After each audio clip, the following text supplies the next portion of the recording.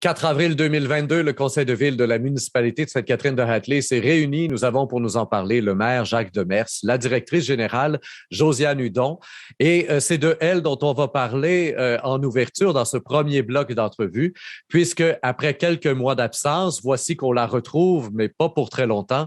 Elle a annoncé sa démission qui a été acceptée donc par le conseil de ville. Monsieur Demers, ça brûle pour point. Je vous demande votre première réaction. Lorsque vous avez reçu la démission, est-ce que c'est quelque chose que vous avez vu venir? Ça faisait quelques mois d'absence quand même, là?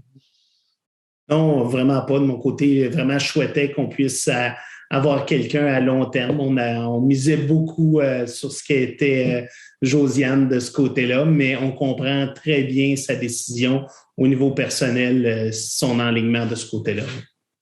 Alors, Madame Hudon, je me tourne vers vous. C'est la première fois, comme je le disais, qu'on vous retrouve là après quelques mois d'absence. Et je me souviens de notre première entrevue qui avait été réalisée au mois de juin 2021. Donc, ça fait même pas un an. Et vous étiez tout feu, tout flamme. Alors, pouvez-vous, pour le bénéfice de nos auditeurs, là, nous expliquer un peu qu'est-ce qu'il y a en arrière de cette décision-là pour vous? Bien, en fait, je commencerai tout d'abord par dire que c'est une décision vraiment purement personnelle, donc aucun lien là, avec ni les membres du conseil, ni les employés ou quoi que ce soit. Là. C'est vraiment une décision mûrement réfléchie. Je vous dirais justement, mon arrêt de travail de 4 mois m'a permis de réaliser, justement, me recentrer un petit peu plus sur mes priorités, sur c'est ça, là, ma vie en tant que telle. Et puis, c'est ça, je réalise, là, ça m'a comme ouvert les yeux qu'avec mère de 4 jeunes enfants et tout, bien que j'aime beaucoup ce travail-là, c'est trop exigeant pour l'instant. Ça fait plusieurs années quand même que je fais ça, mais là, j'ai besoin un petit peu de souffler. Alors, c'est ça, là, j'ai décidé que, c'est sûr, il y a une opportunité qui s'est présentée aussi. Là, je cherchais vraiment pas activement, mais il y a une opportunité qui correspondait plus à ce que je peux offrir et à ce qui, c'est ça, à mon, comment dire, à mon rythme de vie. Donc, qui correspondait plus là, que ce que je fais là. Donc, j'ai accepté, mais tu sais, ça s'est fait là, en toute transparence aussi là, avec M. Demers, les élus, les employés. Donc, voilà, fait que je sais pas si ça répond à la question, là, mais oui, tout à gros, fait, tout à fait. Est-ce qu'on peut déjà savoir quelle est cette nouvelle possibilité pour vous? Quelle tangente va prendre votre carrière, là? Oui, c'est public. Dans le fond, je m'en vais DGA, donc directrice générale adjointe pour la municipalité d'Ayerscliff. Donc, municipalité voisine, c'est juste que, bon, je vais faire, moins de responsabilités étant adjointe, directrice générale adjointe, mais aussi moins d'heures par semaine. C'est surtout ça aussi là, qui venait chercher un petit peu plus là, ce que je peux offrir pour le moment. Là.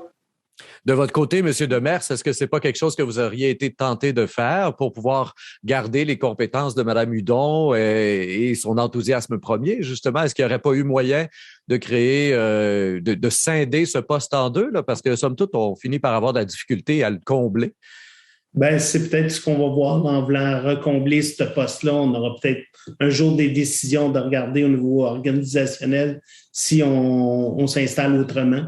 Mais pour l'instant, c'est toujours ça qui est difficile. Hein. Quand tu as une organisation avec aussi si peu de personnel, quand tu es 5-6, un joueur représente beaucoup dans l'équation. Ça fait que si on déplace cet endroit-là, ben, il y a un autre aussi qui est touché, lequel, de quelle façon qu'on permet d'arriver à bonne équation avec les gens qu'on a en place. Là.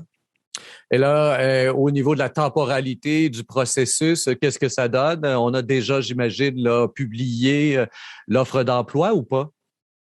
Oui, c'est déjà fait. Oui. Okay. Donc, Mme Hudon, expliquez-nous donc les technicalités de la chose. Oui. Ben, en fait, oui, on est déjà allé en appel de candidature depuis un certain temps déjà. Là. Je pense que ça doit faire une semaine et demie. Puis, dans le fond, les gens, ils ont assez, je pense que jusqu'au 12, là, si je ne me trompe pas, pour appliquer. On a déjà quand même quelques candidatures intéressantes. Ça a été publié dans le Reflet, dans la Tribune, dans le Progrès de Coaticook, sur Québec municipal, sur notre site web. Puis je vous dirais qu'il y a quand même plusieurs candidatures. Puis au niveau de moi comme tel, moi, en théorie, ça va être jusqu'au 26 avril. Le 26 avril va être ma dernière journée. Par contre, j'avais déjà proposé à l'avance, vu que c'est pas nécessairement un bon timing, là, juste avant une assemblée, là, de quitter. Puis, j'avais déjà offert comme de quoi que je pourrais dépanner, je pourrais faire là-bas et ici, là, quelques semaines, justement. Les IOSLIF sont au courant aussi depuis le début.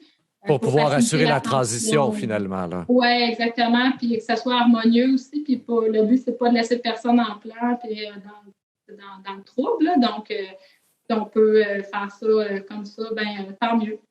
Donc, M. Demers, votre espoir, c'est d'avoir quelqu'un qui puisse prendre le relais très rapidement. Là. D'ici même la fin du mois d'avril, on aimerait avoir un nouveau DG à Sainte-Catherine? Bien, ça, ce serait l'idéal. Évidemment, on a commencé à publier il y a une semaine, le mercredi passé, dans le Reflet étant la première. Et plutôt que le 12, je dirais que c'est le 19 qu'on a écrit comme date limite d'envoi. Là. On avait laissé comme 3 semaines, mais on va peut-être commencer à faire des entrevues avant le 19. Ça fait qu'avec ce qu'on voit, ce qui est en train de rentrer, si on est capable de faire des entrevues, être prêt, mais on va les regarder. On va regarder tout le monde jusqu'à la date limite, mais on va probablement commencer déjà pour être prêt pour regarder le plus rapidement. Il y a bien des chances qu'on trouve quelqu'un qui est déjà à l'emploi à un autre endroit. Alors donc, il y aura de ce côté-là aussi à laisser un laps de temps avant de rentrer. C'est ce qu'on essaye de prévenir, mais avec l'ouverture de Mme Hudon qui nous permet de passer le prochain conseil, mais ça nous aide beaucoup de ce côté-là. Est-ce que M. Caron est encore la carte cachée là, pour assurer un intérim? Idéalement, pour dire vrai, j'essaierais de ne pas lui demander encore, parce qu'on sait qu'on y en a beaucoup demandé, mais je ne cacherai pas qu'un moment donné, on prend toutes les cartes qu'on a. Alors voilà qui met fin à ce premier bloc d'entrevue pour le suivi du Conseil de ville du mois d'avril 2022. On va avoir 2 autres blocs à écouter, chers auditeurs. Donc, vous pourrez aller voir le bloc où on fait le suivi des différents contrats qui ont été accordés lors de ce Conseil de ville et un deuxième bloc aussi où on va s'attarder à quelques demandes de dérogation mineures qui ont attiré mon attention dans l'ordre du jour. Je vous invite à faire circuler cette entrevue sur Facebook, Twitter et les autres réseaux sociaux. Au microphone, Rémi Perra.